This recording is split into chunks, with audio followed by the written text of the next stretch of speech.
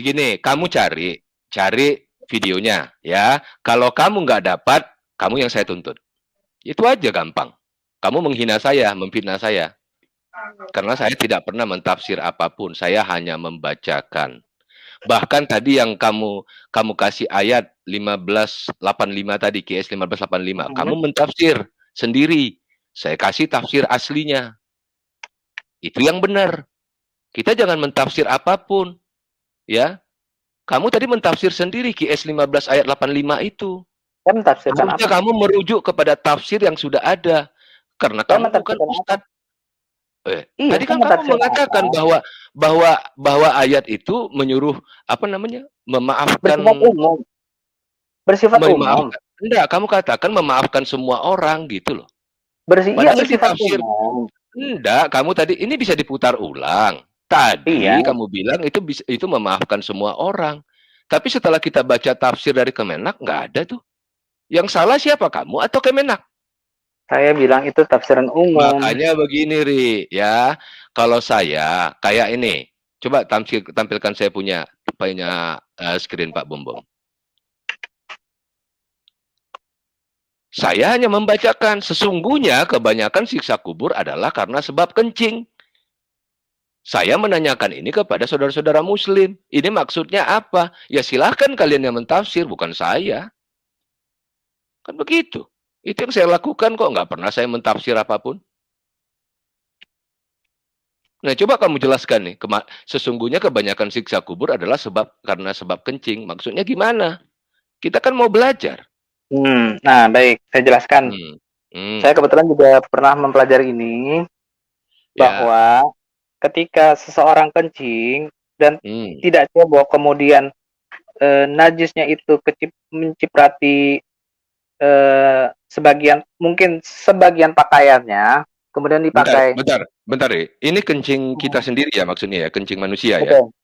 Ya. Iya. Oke. Kemudian orang itu tetap melakukan aktivitas seperti sholat atau apa, itu sisa kencing itu termasuk yang nanti akan diazab. Oh. Jadi makanya dalam Islam itu pentingnya taharah atau kebersihan. Jadi ketika kita kencing itu harus benar-benar bersih, jangan sampai ada sisa-sisa dan terkena dengan pakaian. Dan nanti pakaian itu dipakai untuk sholat. Seperti itu, Pak. Berarti itu najis ya maksudnya ya Ria di situ ya? Iya. Oke, berarti kencing kita itu najis gitu ya? Betul. Jadi gara-gara kencing tuh, Pak. Kenapa? Itu jadi gara-gara kencing bisa disiksa kubur itu? Maksudnya Pak Ari? Betul, Pak. Jadi karena kebanyakan sedikit gitu. Iya kan kebanyakan ya orang habis kencing tuh suka nggak cebok, Pak. Nah, untuk orang-orang yang nggak cebok, sebentar Pak Ari. Saya mau tahu nih. Ini yang menciptakan manusia bisa kencing siapa, Pak Ari? Allah. Nah. Tapi kan Rasulullah memberitahukan untuk pentingnya kebersihan, yaitu kalau habis kencing harus dibersihkan, dicebok. Oke. Itu kencing kita gitu, sendiri ya. Kenapa nggak dibikin manusia nggak bisa kencing aja Pak Ari ya? Jadi kan nggak ada hukuman kayak begitu. Oke. Nggak, kita ikut aja Pak Sang Penggugat itu ranah yang berbeda. Oke, berarti kencing manusia itu najis gitu ya Ria? Iya. Tapi kenapa? Coba tampilkan saya punya layar lagi Pak Bombong. Kenapa kalau kencing onta itu bisa jadi obat ya? Pak Bombong bisa tampilkan layar saya Pak? Nih ada hadisnya. Ya. Rasulullah bersabda, sesungguhnya dalam air kencing unta dan susunya mengandung obat bagi penyakit di dalam perut mereka. Kencing kita najis, tapi kencing onta itu obat gitu loh, Ri. Iya. Ini hadis ini hanya spesifik untuk unta aja, Pak. Maksudnya? Iya, maksudnya Rasulullah itu mengatakan di dalam kencing unta dan dicampur dengan susunya itu mengandung obat buat manusia. Nah, cuman obatnya apa? Itu silakan manusia untuk menelitinya. Obatnya apa? Kandungannya apa? Kamu udah pernah minum, Pak Ari? Saya belum. Saya waktu umroh Waktu umroh kemarin nggak minum? Nggak. Kenapa? Kan Karena obat. saya hanya ke Mekah dan Madinah dong, Pak. Itu nggak ada di Mekah Madinah. Enggak, maksud saya begini, Ari. Tadi kencing manusia, kamu katakan dari hadis itu najis, kan gitu ya? Tapi justru nih kencing onta boleh diminum loh, Ri. Iya, dicampur sedikit itu boleh. Kan Mana kalau lebih yang bagus? tadi, Mana lebih kan bagus meminum kencing kita sendiri atau kencing onta? Enggak, yang tadi itu adalah sikap terhadap orang-orang yang kalau habis kencing nggak pernah cebok. Hah? Sikap hukuman terhadap orang-orang yang setelah kencing nggak pernah cebok, Pak. Maksudnya gimana? Yang hadis sebelumnya itu, yang sebelum ini kan Pak Cilo tampilkan itu hadis. Ari, ancaman bagi orang-orang yang kalau habis kencing nggak cebok. Yang jarang air. Ari. Sebentar, Pak. Sebentar, yang lain sebentar dulu, Pak. Sebentar dulu, Pak. Coba kita baca hadis yang ini, Ri. Pak Bom bisa tampilkan hadisnya, Pak. Dari Musnad Ahmad ini, ya. Saya bacakan ya, Ri, ya. Saya hanya membacakan, Ri. Kamu kan Muslim, saya tanyakan kepada kamu gitu loh. Rasulullah SAW keluar menemui kami dengan membawa perisai dari kulit. Abdurrahman berkata, kemudian beliau meletakkan perisai tersebut duduk. Baru kemudian Nabi SAW kencing dengan menghadap ke arah perisai itu. Lantas sebagian orang berkata, lihatlah kepadanya. Ia kencing sebagaimana kencingnya seorang wanita. Ucapan tersebut didengar oleh Nabi SAW. Maka beliau pun bersabda, celaka kamu. Apakah kamu tidak tahu apa yang telah menimpa salah seorang dari Bani Israel? Jika mereka terkena percikan air seni, ya kan? Percikan loh, Ri, bukan cebok ini. Maka mereka memotongnya dengan gunting. Lalu orang tersebut melarangnya hingga ia pun disiksa dalam kuburnya. Jadi bukan masalah cebok, tapi terkena percikan air seni itu pun, kalau saya lihat dari sini ya, Ri, ya, kalau saya salah mohon dikoreksi. Jika mereka terkena percikan air seni,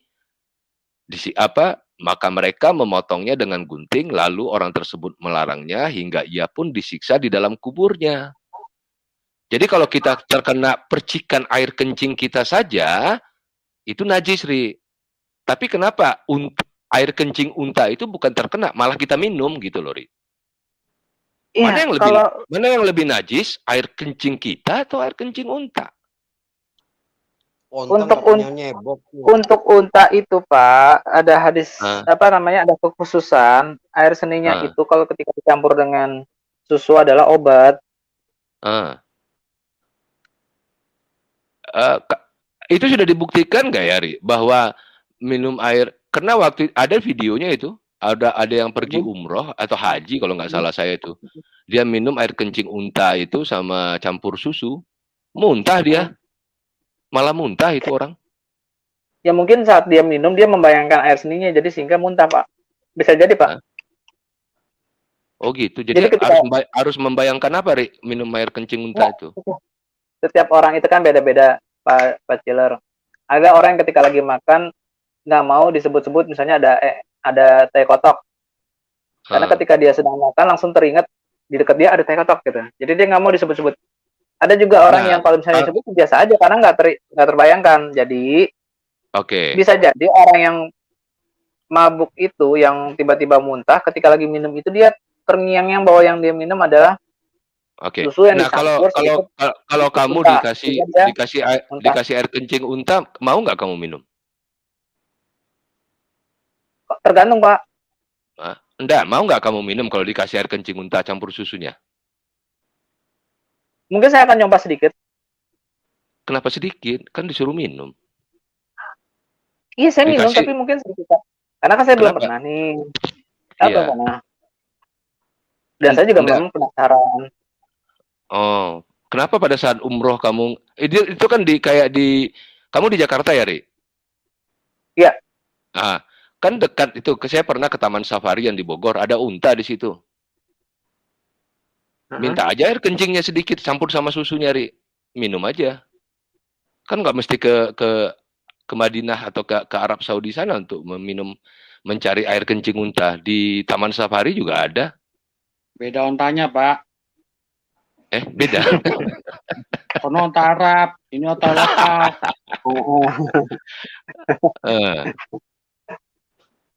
Ya kalau gitu, Tapi gini, kita nggak tahu apa. Onta disuruh cebok dulu ontanya, Pak.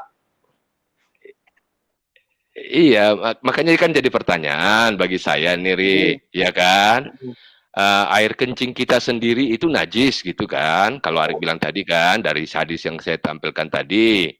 Bahkan di hadis terakhir itu, percikannya pun najis bagi kita gitu ya. Ya, tunggu sebentar. Saya mau jelaskan hadis yang terakhir tadi, Pak. Ya, ternyata kencing onta itu malah diminum gitu loh. Ya.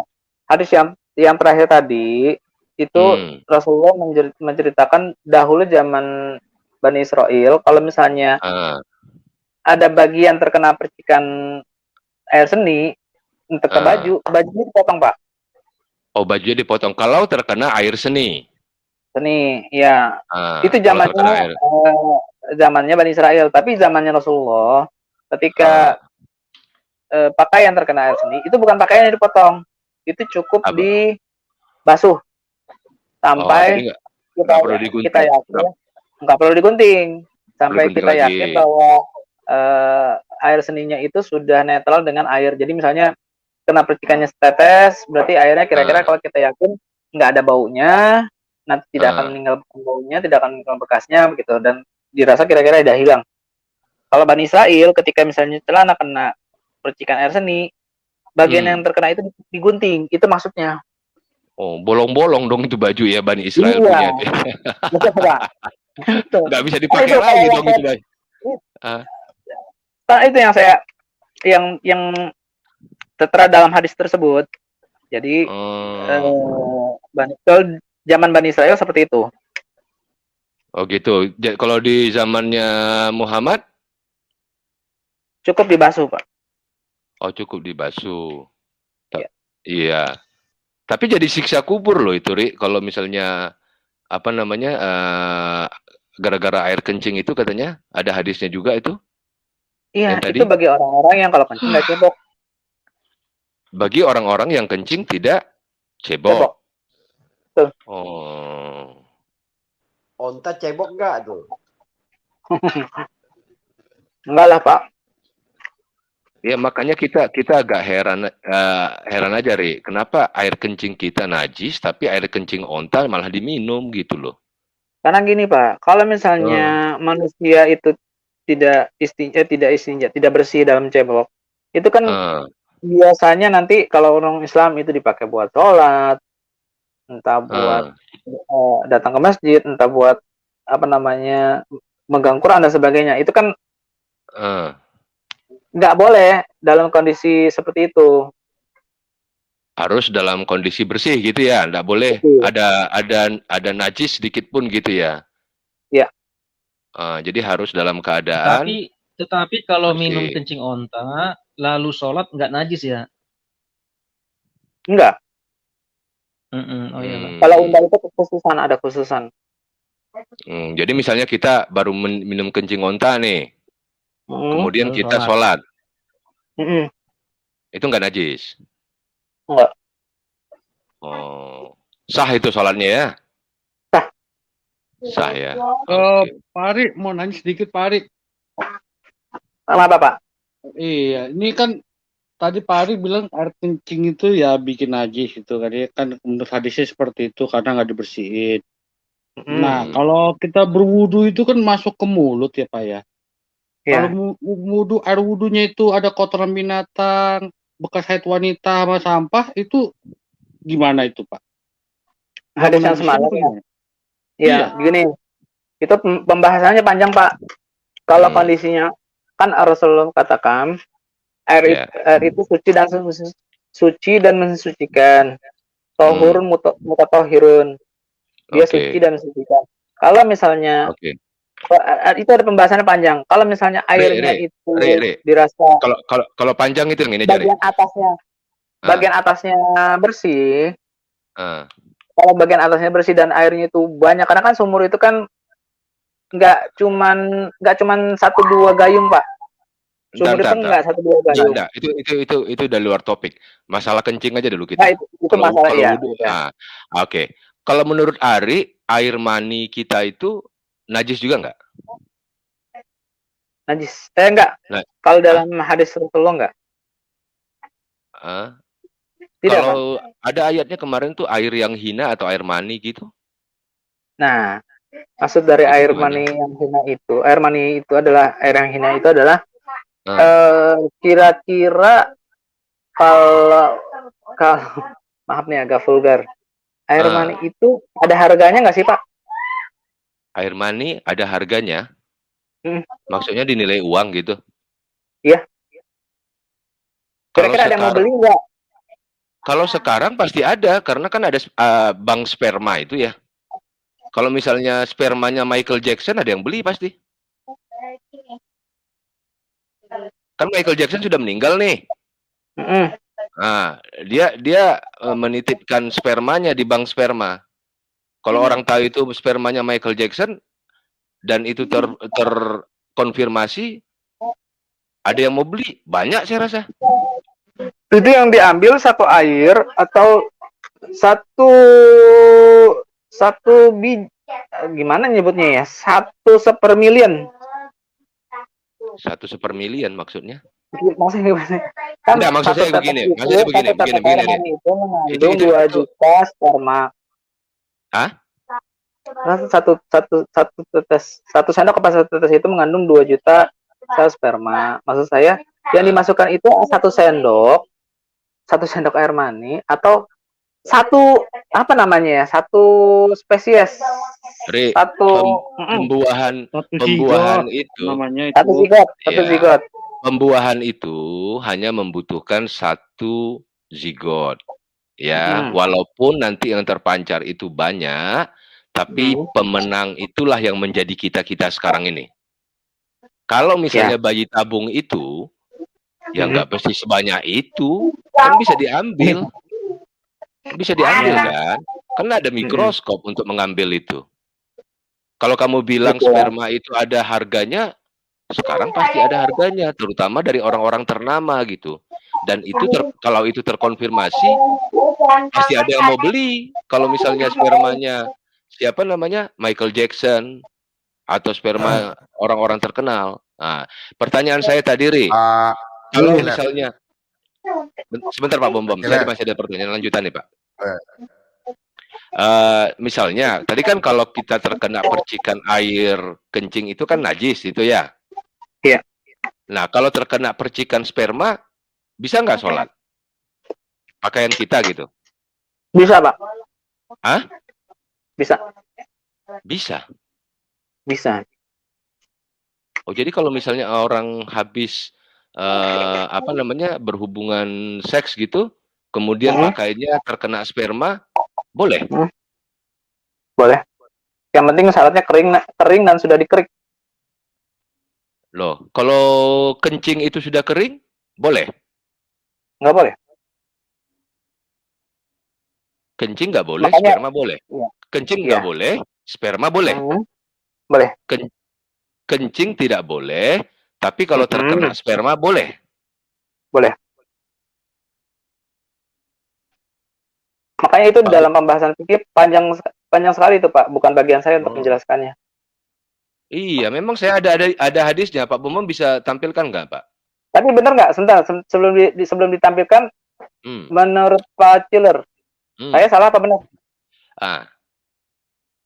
Apanya? Pak Ciler kan mau ngasihkan dalil nih. Saya tahu. Iya, ada hadisnya memang. Ada hadisnya mengatakan bahwa Muhammad itu sholat menggunakan pakaian yang ada bekas spermanya dan dikerik gitu loh. Ini hadisnya nih. Pak Bombom bisa tampilkan nggak Pak? Dengan syarat dia udah kering dan udah dikerik. Nah ini, seorang laki-laki singgah di tempat Aisyah, lalu pada pagi harinya dia mencuci pakaiannya.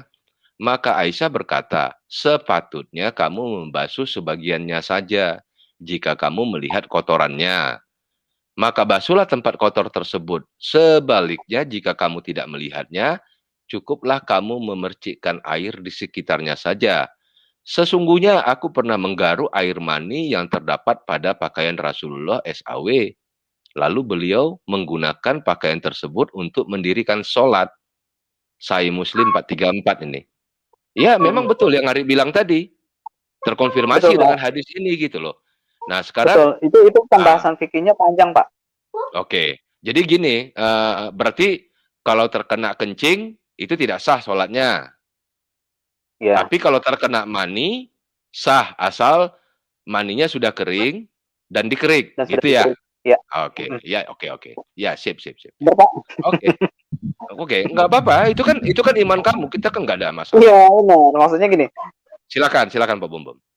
Itulah ilmu saya segitu. Tapi kalau saya disuruh menjelaskan lebih lanjut, saya nggak bisa. Pak Cicak, Kak, ini ada pertanyaan lucu. Tadi masalah bicara apa ya? Minyak dengan air mani ya? Minyak air mani. Ya, Pak Cicak Killer nggak minat kalau ke Papua kita kasih minyak bungkus. Minyak bungkus itu apa, Pak? Ini Pak Bom ini. Kasih hari itu yang tahan 5 jam ya, Pak? Hah? Itu yang tahan 5 jam. Nah. Oh, bukan. Burung pipit jadi burung beo. Burung pipit jadi burung beo.